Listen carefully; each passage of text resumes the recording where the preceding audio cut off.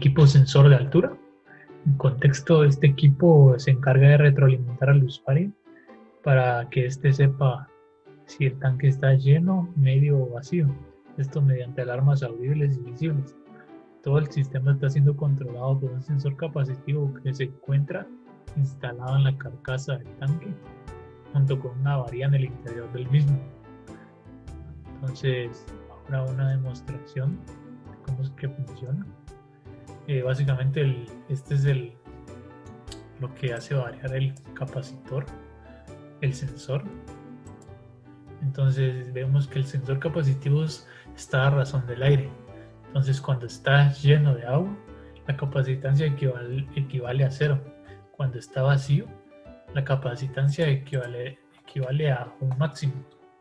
Entonces, ahorita se supone que está lleno.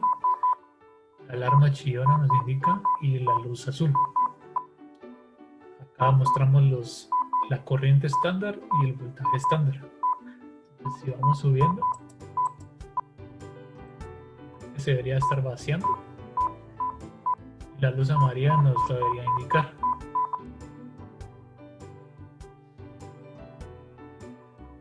Está medio lleno. Ahora, si subimos a un máximo, el tanque se debería estar vaciando hasta llegar a vacío completamente. Y la luz roja nos lo indicaría junto con el sonido grave. Y aquí el voltaje estándar estaría llegando a 10 y la corriente estándar a 20 milivoltios. Entonces ahora una explicación breve del sistema. Básicamente lo podemos dividir en etapas.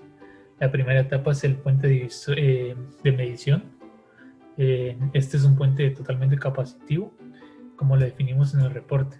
Este se encarga de devolvernos rangos de voltaje entre 0 a 1.5 voltios según la variación del sensor. El sensor se encuentra en esta posición. Básicamente consta del sensor del delta C, es el que varía, y el capacitor fijo. Ahora podemos pasar al amplificador de instrumentación, la segunda etapa, por así decirlo. La adquisición de los datos que vienen del puente. Este amplificador de instrumentación lo diseñamos para que nos diera nos multiplicara por 3 la diferencial del voltaje que entraba del puente de medición. O sea, que multiplicara, que tuviéramos una ganancia de 3. Y básicamente el voltaje que viene aquí lo rectificamos. Este rectificador se escogió porque no tiene efecto de la frecuencia angular y no sufre mayor pérdida en su voltaje de salida. Este rectificador nos devuelve ya valores de voltaje directo de 4 milivoltios a 3.3 voltios. Entonces, ya con eso podemos hacer la conversión a voltaje estándar y corriente estándar. Ahora, para el voltaje estándar, lo que se hizo fue uso de un restador. Esto nos ayudaría a realizar el cambio de escala. Para encontrar los valores de resistencias y voltaje de referencia, se usó el método de ecuación pendiente entre dos puntos. Lo mismo se hizo para encontrar las resistencias y voltaje de referencia para encontrar corriente estándar. Y solo que para este se utilizó un restador con retroalimentación positiva y con carga aterrizada. Entonces aquí tenemos la corriente estándar y el voltaje estándar es el que utilizamos para nuestro sistema de alarmas. Entonces el sistema de alarmas consta de 2 comparadores de voltaje totalmente individuales y un comparador de ventana. Entonces, por ejemplo, este comparador de voltaje, decimos que cuando los voltajes que entran aquí son mayores a 10 voltios, a 8 voltios, eh, nos activa este transistor que activa el foco, el buzzer y el indicador rojo. Entonces cuando están arriba de 8 voltios significa que el tanque está vacío. En el comparador de ventana decimos que cuando están abajo de 8 voltios y encima de 6 voltios, el tanque estaría medio. Entonces ahí nos activa este transistor, el indicador amarillo y la lámpara. Ahora aquí, el último comparador,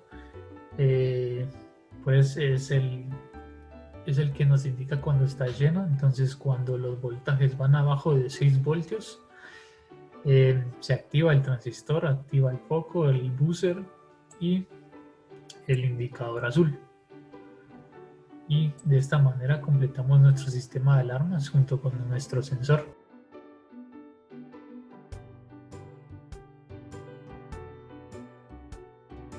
Equipo sensor de flujo.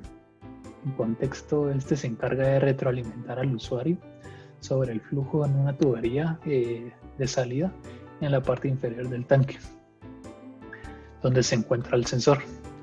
El funcionamiento del sensor se basa en la siguiente fórmula, que es voltaje inducido es proporcional al voltaje, a la velocidad de salida del conductor o del agua por un campo magnético que en este caso es constante por la distancia entre los electrodos del sensor. Entonces, una demostración de cómo es que funciona. Básicamente aquí nos dice que cuando está al 0% es porque está lleno, y cuando está lleno significa que el flujo sería el máximo, y pues aquí lo indicamos en estos LEDs indicadores, que hay un flujo máximo. Conforme vamos subiendo el porcentaje, se va vaciando el tanque, lo que quiere decir que hay un flujo mucho menor en la salida, y en los LEDs nos va indicando ese flujo. Ahora bien, una explicación un poco breve de cómo es que funciona. Entonces aquí tenemos la parte del voltaje inducido, que es la simulación del sensor. Aquí es donde obtenemos nuestros valores entre 0 y 1, que son los valores planteados por el sensor. Estos valores ya son mandados a un amplificador de instrumentación, que lo que hace es triplicarnos este diferencial de entrada para que en la salida ya tengamos un valor entre 0 y 3 voltios. Entonces ya con eso ya podemos hacer nuestra conversión para voltaje estándar y corriente estándar. Para el voltaje estándar se utiliza un restador, lo que nos ayudaría a realizar el cambio de escala. Los valores de resistencias y voltajes fueron encontrados mediante el método de ecuación pendiente entre los puntos. Igual para la corriente estándar, y para este se utilizó un restador con carga aterrizada y retroalimentación positiva. Entonces ya el sistema o los indicadores fueron alimentados por este voltaje estándar, que va de 0 a 10 voltios,